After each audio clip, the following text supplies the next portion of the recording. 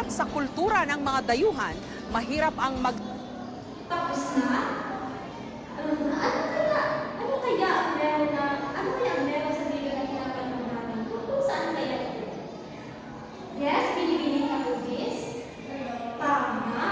Ito ay tungkol sa mga pagsasali. Tignan kaya natin kung tama ba sa binibining na movies?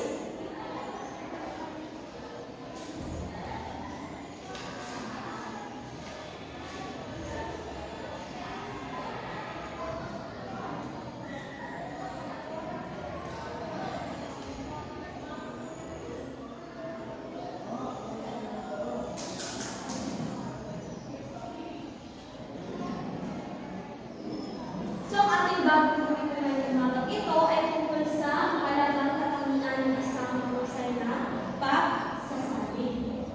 May alam ka ba tungkol dito? Binibining Soyo? Tama. Bigyan natin na 5 palakpak si Binibining Soyo. 1, 2, 3, 4, 5. Class, ang ating topic ngayon ay tungkol sa mahalagang katangian ng isang mahusay na pagsasali. At atin ito hinahinay na isa-isa. Meron tayong 4 na mahalagang katangian ng isang mahusay na pagsasali. Una,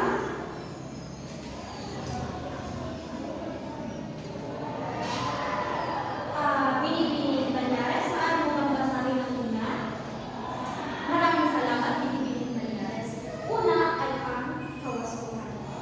Plus, bakit kaya mahalagang pinakauna sa lahat ay ang kawasuhan? Tama. Dahil ang kawasuhan, ito ay nangangahulugan na ang pagsali dapat ay nasa tamang mensahe. Kaya nasa tamang kaya naman tapat ng original na wika.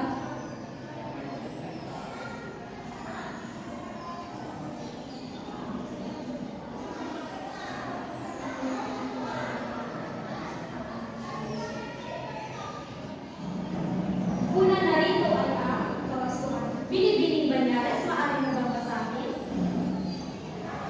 Okay, maraming salamat, Binibining Banyares.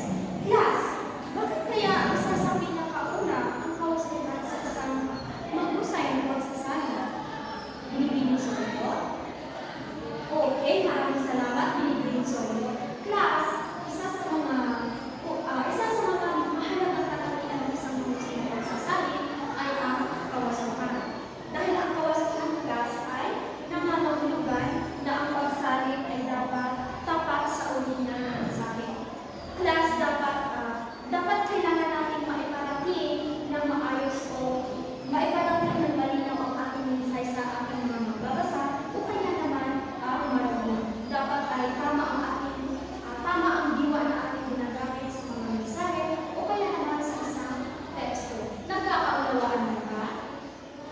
Okay. Kasunod ay ang pagiging malinaw.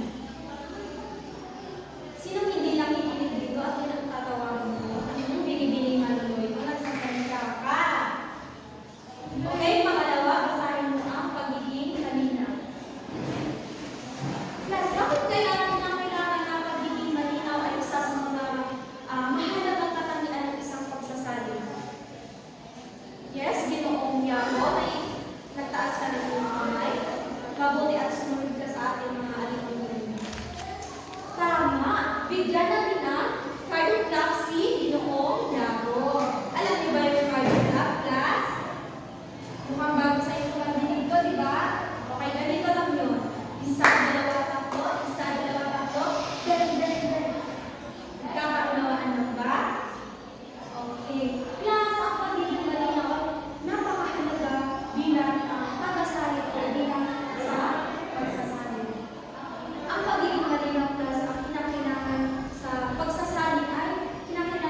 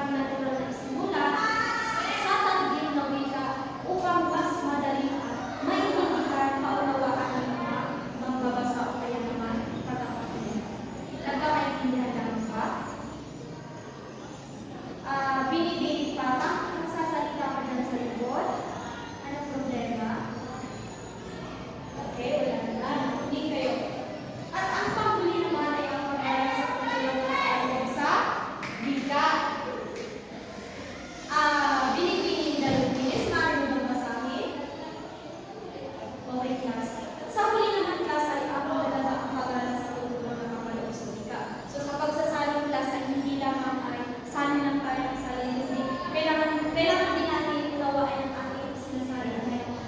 Sa pagsasalin, halimbawa, meron tayong isang sentence na sinasabi, halimbawa lang ito ay ang breakaway, na ang ibig sabihin niya ay ang Buddha.